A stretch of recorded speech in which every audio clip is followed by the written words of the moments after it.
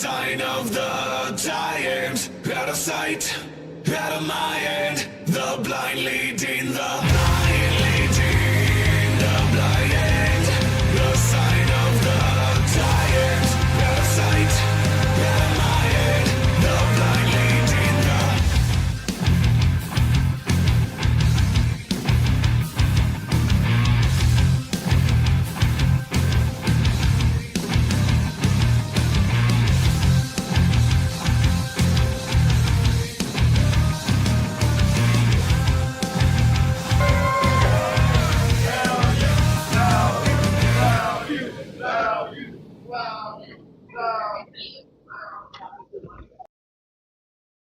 Oh, ladies and gentlemen, if you didn't know, I don't know what to tell you, but we're here, and while you wait for your Netflix to get unbuffered, and maybe you get a chance to wait to watch a Jake Paul Tyson fight, you can sit down and listen to us talk about SmackDown, because Friday brought you SmackDown, and this number is no longer in service, and that's all that needs to be said. But yes, ladies and gentlemen, while you're waiting for Tyson and Jake Paul to figure out what's going on, and Netflix to get their issues resolved, and hopefully their IT department, the one-man team, trying to get it all fixed, we're going to give you a rundown of SmackDown. Of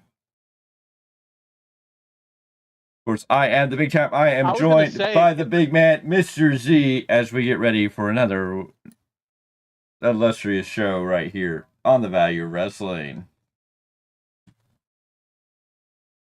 I was going to say, if they want a highlight of the fight, I mean, just take a look at that last video of you getting knocked out by Jekyll's, if they really want a highlight reel. All right. Okay, yeah, if you're going to compare that, yeah. Anyways, we start off with Cody Rhodes. Cody Rhodes is headed to the ring. He wants Owens. He calls out Owens. He keeps calling out Owens.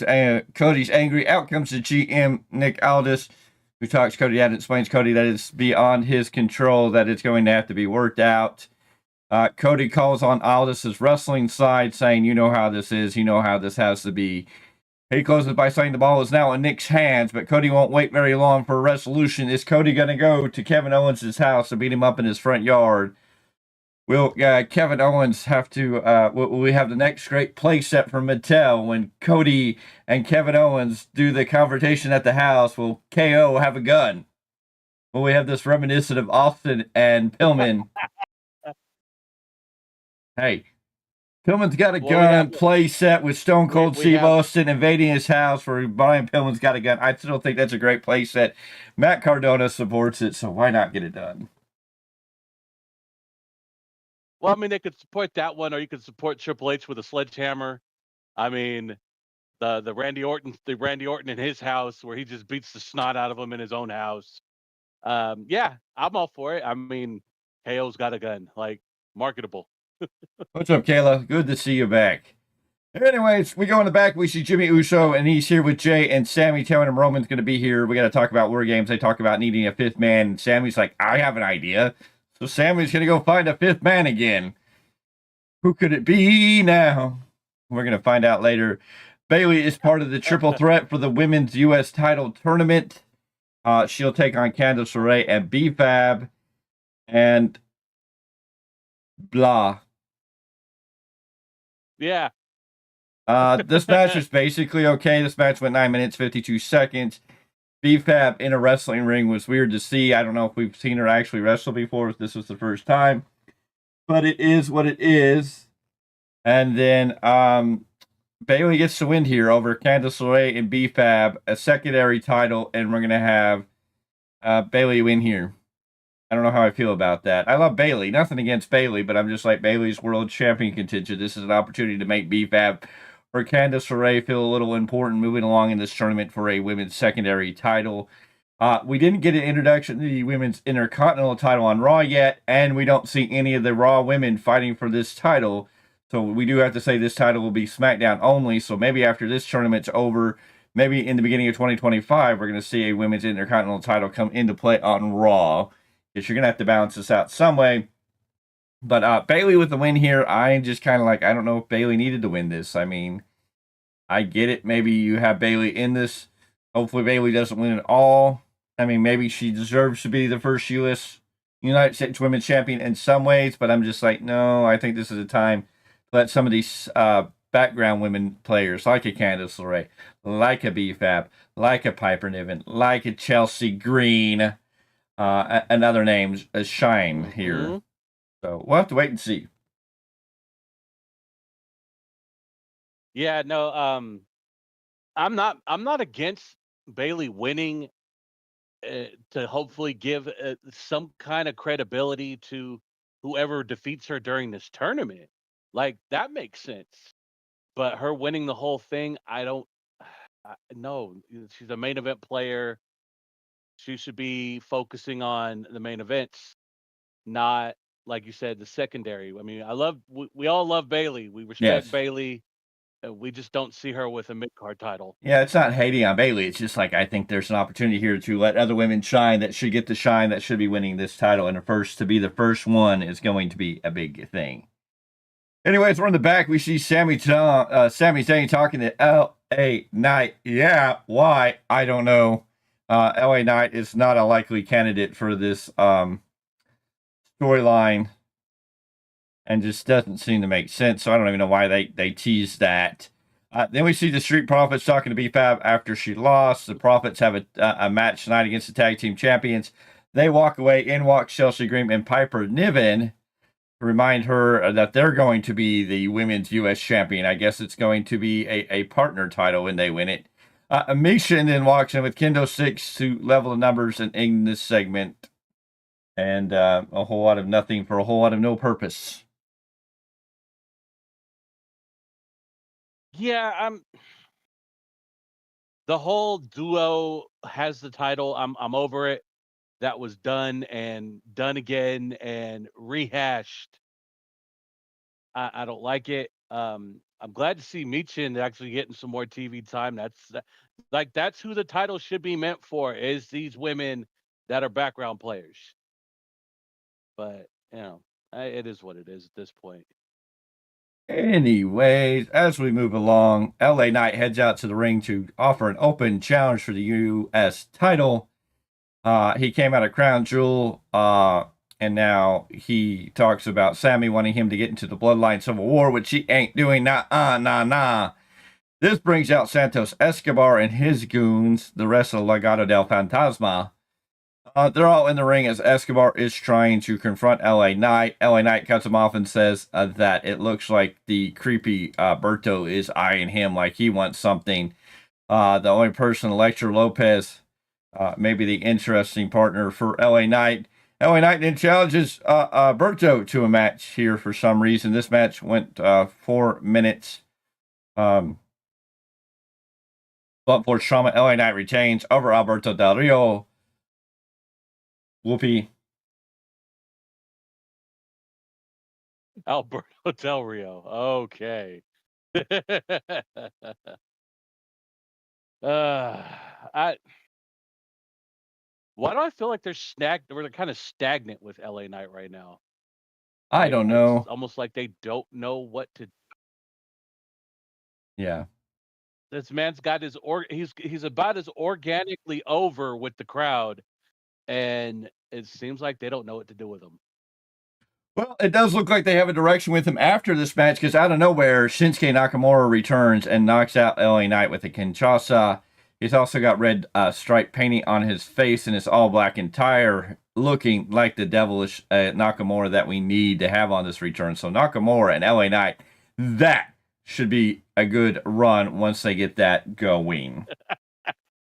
So we're just going to have to wait and see. But LA Knight, yeah, Shinsuke Nakamura. I'll admit I popped for that only because I know that Nakamura, and we need to see more of that Nakamura. Like, we got to start integrating some of these New Japan personalities out of these wrestlers that at least Triple H has, because he knows what to do. True. Yeah, no, it's going to be interesting to see what happens. But Nakamura and LA Knight should give us something interesting to watch. Give LA Knight an actual challenge that feels like a challenge. So that'll be good there. Yeah. In the bag, Jimmy and Jay are complaining about not finding a fifth guy. Sammy shows up and says he couldn't find someone, and then they have to head into the dressing room for Roman. Post break, we're reminded about the 2 title matches that are coming up. Roman walks in the frame in the dressing room, and everyone wonders about the fifth man. Sammy tells them that they have not found a fifth guy. Jay tells Roman to make the call as the TV they're watching SmackDown plays, and the other Bloodline solo Sokoa's music plays. And a solo comes down the ring with his crew, with his Bloodline. Then out comes the OTC Bloodline. They confront him. All hell breaks down in the middle of the ring, and then out of nowhere, for no good reason that don't make a whole lot of sense other than what they set you up for Monday Night Raw, Bronson Reed comes out to align with the new Bloodline, the Timu Bloodline, and help takes out everybody. In the end, Jay implores Roman to make the call. I don't know. I mean, Bronson Reed, if we're going to go with Bronson Reed and Seth Rollins in this, it's interesting that we're going in this direction. I don't know why we're bringing Seth Rollins back into this. This would be the right place for Cody to step in. So it wouldn't be the right place for Kevin Owens to be dragged into it, but I don't know. I don't know how to feel about any of this. It just doesn't feel right. I kind of shook my head. I was like, more of just kind of looking at the little man. And we both kind of had to look on our faces like, why this happening? Why are we going this route? It was more of not excitement, but just why. And it makes no sense at all. At least to me, it don't. Maybe to you, it doesn't either. It's the way they're going to bring Seth Rollins into this, I guess. I don't know. I don't need Seth Rollins or Bronson Reed in this. The last thing that happened to Seth was he got speared while his knee was completely blown out, so he looked more like a dummy with his leg flailing about. Like, I don't understand. I don't know. We'll have to wait and see. Post break, we hear about Kevin Owens. He had showed up to the building, was sent away. He gave us a video, and Kevin Owens fighting this Kevin Owens character about why am I being punished for doing my job? They asked me to do my job. I'm here to do my job. Anyways, he was told that Cody asked for it, and Nick Aldis is going to let Kevin Owens show up at the show in Salt Lake City, Utah, next Friday night. So if you're in the Salt Lake City, Utah area, maybe you need to go out, check out SmackDown live in person. Anywho. Wow. All right. Let's go to Salt Lake, baby. Let's go. Anyways, the Street Profits make their way to the ring. Rod's going to be in San Jose soon, so I'm not about it. Yes. We'll see. Hey, Ghost. Are you going? Yeah. Ghost? Let's find out. Anyways, the Street Profits. Let us know. Street Profits are making their way to the ring. The Guns fall after. We have a solid match between the Guns, Motor City Machine Guns, Alex Shelley, Chris Sabin, and the Street Profits, Montez Ford and Angelo Dawkins. Eventually, Ford tags in. They set up for Doomsday, but Ciampa runs in to cause a DQ. The Street Profits win. Ciampa attacks everyone until Johnny Gargano runs down, trying to calm things down. Ciampa shoves Johnny down and storms out, ranting about winning the titles.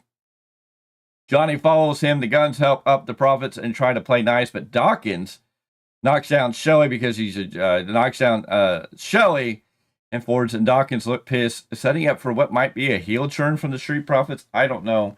Interesting scenario here. Ciampa and Gargano no longer on the same page. Is DIY going to continue to exist? What is going to happen here? And the Street Profits looking like maybe they're finally getting fired up for a turn. The big thing is it's been 4 years since they've had tag team titles.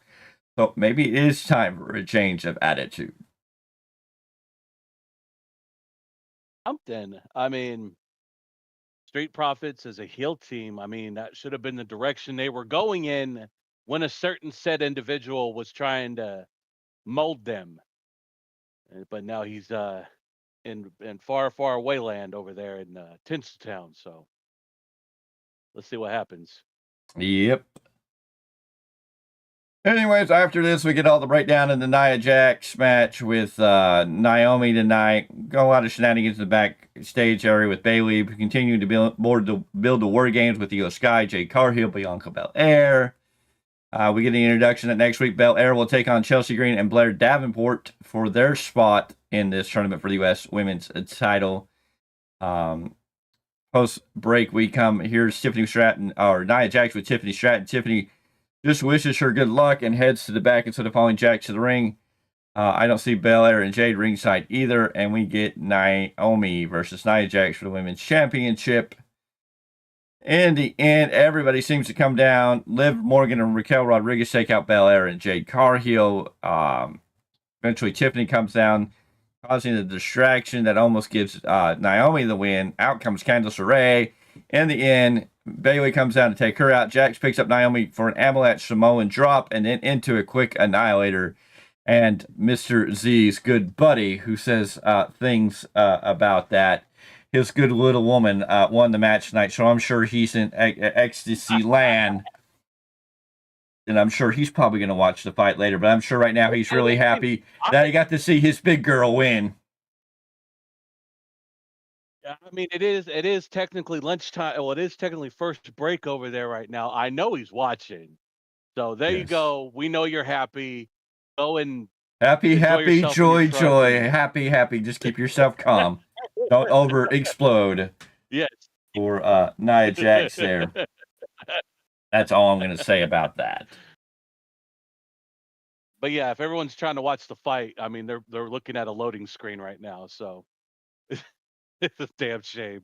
And anyways, before SmackDown goes off the air, we get a moment with Roman Reigns, who is looking at his phone and says, call. And he says, call the wise man, which brings a large pop from the crowd. And then it goes, this number is no longer in service. Leaving a lot of people wondering what is going to happen next.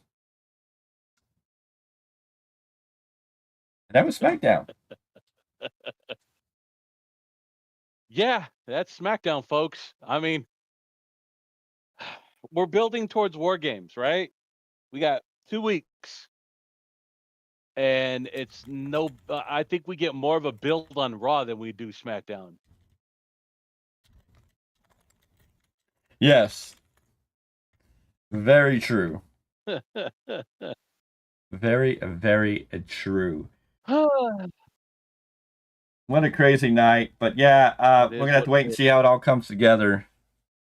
Sorry, I was seeing a Twitter here. I posted a Twitter because it just dawned on me a little bit ago. We were at Realm of Warrior Championship Wrestling back at the beginning of the month for their Fall Fury 2024. And we got to see one of our good buddies, one of our friendly guys, Tarzan Duran, who we just enjoy seeing and everything. And it dawned on me within the last little bit that I've seen him somewhere before. And, well, it was a part of GTS out in New Jersey. Yes, we're talking about Grim Choice Show Wrestling. GTS, he was a member of that roster at one point. I had to text out Grim and say, I just realized we know someone who used to be part of the GTS roster. And, of course, Grim responded, and you're wearing a GTS shirt. Laugh out loud. Laugh my ass off. Kind of, because I was wearing a CM Punk GTS shirt. But hey, we'll call it close enough. This ain't, you know, it may not be grenades and horseshoes, but hey, we'll call it close enough. In a funny moment to make that whole connection together. That is kind of hilarious to even think about, because I didn't even let that sink in that I was wearing a GTS shirt. I just realized we've talked to Tarzan Duran a couple of times. We love Tarzan Duran here. A great talent. Seeing him in California. But realizing that he comes from the East Coast and done some great matches over there and been a part of GTS. Always fun to see. So I was replying to that. That's what I kind of got me distracted there as we closed out. Yeah. Your SmackDown post-show review. I'm looking at it. I'm actually looking at some of his stuff he's got on there, and I mean, that's a dangerous man right there. I mean, some death matches under his belt too. I'm very curious what he'll bring back, what he brings out here. Yeah, if you look at some of the matches that Tarzan Duran's been through, it's pretty impressive. Yeah. Well, the East Coast, they're more noted for deathmatch wrestling. So, I mean, that's where it's really big out there. And some of these guys ain't soft out here. So we'll see. Definitely have to see what happens. Anyways, I keep seeing people on Twitter having their conversation who's going to win, Jake Paul or Mike Tyson, and every time I click on it, it's overwhelmingly for Tyson. I guess there's not a lot of people who believe in Jake Paul, but again, it is Mike Tyson. Mike Tyson has punched out some of the biggest names, whether it be Holyfield, Buster Douglas, or some of these other great names in the legends of boxing. And I mean, he did knock out Shawn Michaels too. So Oh yeah, you can't forget that. yep. And if you're really bored and Yeah, can't no, watch I'm, anything, Dax from FTR tells you to turn in the Rampage tonight so you can see Ricochet take on Dante Martin, Mark Briscoe take on Arya Davaria, Layla Gray take on Hikaru Shida, Rocky Romero taking on Commander, and LFI is going to be in action. I wonder if Jake the Snake Roberts will be there. Commander, go get your mask, folks. You can buy your own very own Commander mask. Not Commander. Not Commander. It's not Commander. It's hologram. Oh. You got to get it right. Tony Khan's favorite luchador, Commander. You two can role play as hologram by getting your own AEW hologram mask. I know somebody from New York that's thinking about doing it. I say go for it. Flea market, folks. You could get your very own luchador mask. What was the name of the video game on the NES system? What was that boxing game called? Oh, Mike Tyson's Punch Out. So if you couldn't beat Mike Tyson, then what makes you think that Jake Paul is going to be able to beat him? Ain't that the truth? Think about that. Day, I still can't beat him. I still try. I think I know why people think Mike Tyson's going to win, because they know they couldn't beat him on the video game. Why do they think he is?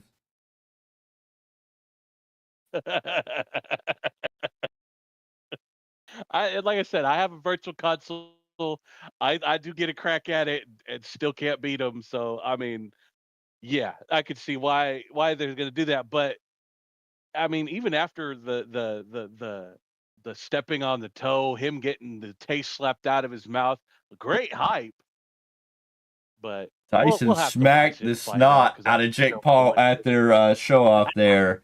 Because Jake Paul stepped on his foot. Tyson doesn't like that very much. So yeah. He's still very cocky. The way even they were talking to him during one of their interviews in the back, he's like, he still sounds very arrogant. And I'm like, all right, this is starting to either bore me or make me intrigued to watch him get knocked out. I don't know yet. Jake Paul's an interesting character. Yeah, he is. That he is. And his brother is a very talented wrestler. New Japan has a new shirt, the new Clark Connors and Khaled shirt for the historic X-Over, the Hate Club. Yeah. I wonder if that'll be a big seller over there. I wonder what'll sell more, the Hate Club shirt or the hologram mask. Little late, Tony Khan. Why didn't you make sure you had that out for Halloween so everybody could go out and cross-play for Halloween as hologram? Ladies and gentlemen, Stockton Con is around the corner, February 15th and the 16th. I wonder if anybody will show up as hologram. Will anybody cross-play as hologram at Stockton Con this year? That'll be something to see. No. Because you too can get your very own hologram mask. Here we go. This is from a tweet I just seen right now. Which moment in pro wrestling was more impactful? Austin 316 or Hulk Hogan's heel turn? Ooh.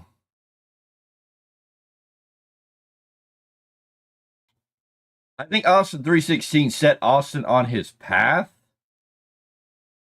But it wasn't really until Austin started doing what he was doing. I mean, that night was a great moment that set a course for history-changing events. But Hogan's heel turn, I think, would still have to be more domineering and really change the landscape of professional wrestling, because it really is what led to the changing of the Monday Night Wars. It set up WCW to beat WWE for 84 straight weeks, or 83 weeks.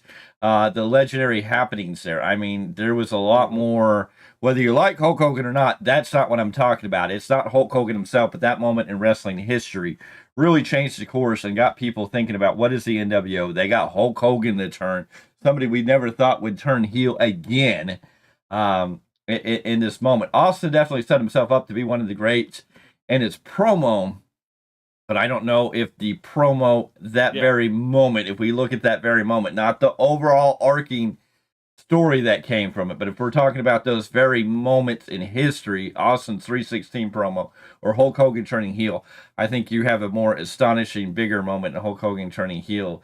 Whether you like Hogan or not, I just think in that moment, it set up a lot of things. Now, both of them set up a lot of things, but that moment was probably, I think it changed a lot of people's life. I think there was a lot of us that were still in our teens who had grown up with wrestling, with Hulk Hogan being the superhero babyface. And when we saw him in WCW, we're kind of like, okay, we've seen some stuff, but when we saw him come out to join Hall and Nash, and when you hear the great words from the legend, Bobby the Brain Heenan, is he the third guy? And you're like, Bobby's crazy. Bobby always making jokes. And then you see Hogan drop that leg drop. You're like, holy, he's the third man. What? And then the garbage, the amount of garbage that was being tossed into that ring, the levels of booze that were raining down in that arena, the earth-shattering change that brought is infamous. And you don't necessarily have to like Hulk Hogan, but, I mean, you have to respect what that moment brought. No, that moment was everything to us as wrestling fans. I mean, we were all around teenage years, kind of really starting to lead into the bad guys more than the superhero. Seeing Hogan turn, and that's when, like you said, it was earth shattering to the wrestling world because of what Hulk Hogan was to everybody. Yes. And just the massive amount of NWO shirts that happened to show up afterwards. Oh, yeah. I mean, what side were you on in school? It was insane after that. But another big story, I mean, just the other aspects of that. I mean, the shirts, the change. But I mean, it was just everybody was looking at him as, you know, he was a hero to many kids. And then when that happened, you're just like, what? Huh? And imagine this. Imagine if Hogan wouldn't have done that and it would have been Sting. Who would have Sting become? What would that story have been like if it had been Sting that whole time? Right, that's another one, but I mean, damn.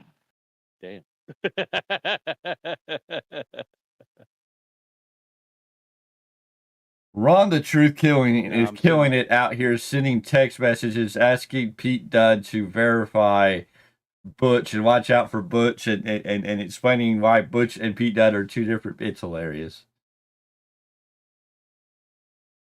Seen that earlier. I about fell out. I'm like, our truth is golden. Just the spot comedy for him is it's great. I'm all for it. Oh man. Ladies and gentlemen, if you're having a hard Tyson just got to the arena. If you're having a hard time with this, he's been at the arena. They've been okay. If you're having a hard time watching this Tyson Logan Paul match for whatever reason, just others said a lot of people are. Even Anthony Bowen says it's buffering at 51%. Keemstar has announced that they're having issues. There's a lot of people out there that are trying to watch this fight. We're gonna see if people can get it on or not.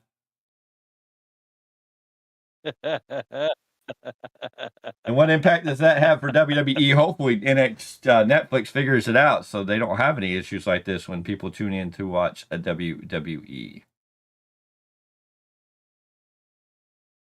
Right. Somebody is suffering because there's a video clip of when Tyson's walking away and his bare back end is showing, and that's where their screen is frozen on buffering.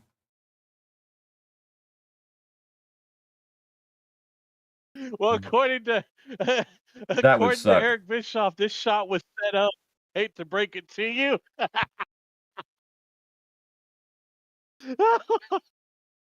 Easy E, Sleazy E himself, being the great with the comedy tonight. Oh, so much going on, ladies and gentlemen. The fight should be going off here in a little bit. Hopefully, everybody's able to watch it. We'll see how it plays out. But your Friday Night SmackDown post-show review, that's what we gave you. We let you know what's going on with SmackDown tonight. And we need to hurry up and wrap this up so everybody can get to the fights. And you can have some, hopefully, good entertainment if they figure out how to get it running again. Remember, ladies and gentlemen, Sunday, SPW Still Hungry, Elk Grove, California.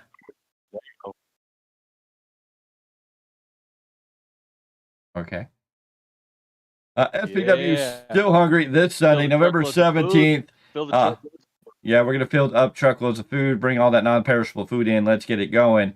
And it's going to be a fun time in the old town tonight, Elk Grove, California. If you're in the area, come out and check out this show. Your boys will be there. We are going to be putting on a hell of a show for this show, so make sure you're ready to join us for SPW Still Hungry. The card is loaded. Maybe your last chance to see Jack Summit before he disappears off to WWE land.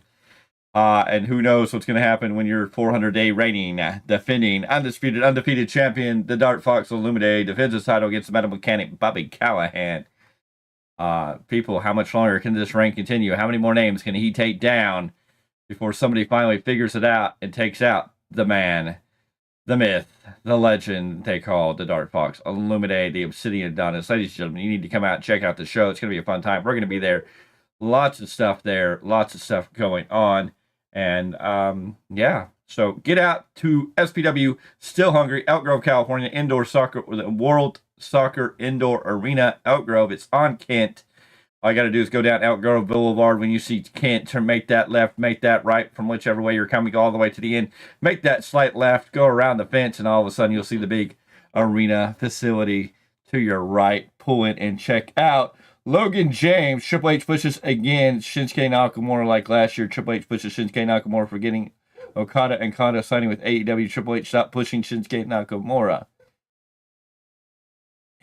Well, Logan James, at least Triple H can push Nakamura, where Tony Khan has done nothing with Okada. And he's made a return. We should get some good matches with Nakamura and LA Knight, at least out of it. So we'll have to see it. And the other thing is Nakamura's been overseas wrestling in Japan. So he's been a busy man doing stuff with Noah and different companies over there. So glad to have Nakamura back. We'll see what he does. It should be fun. I like the look. We just have to see if they can do it right this time. So, and with LA Knight, Nakamura should be a banger of a match at least. Oh, yeah. I'm looking forward to it. So we appreciate everybody coming out. We appreciate everybody checking us out. But we're going to get out of here so everybody can get to the Logan Paul Tyson fight tonight.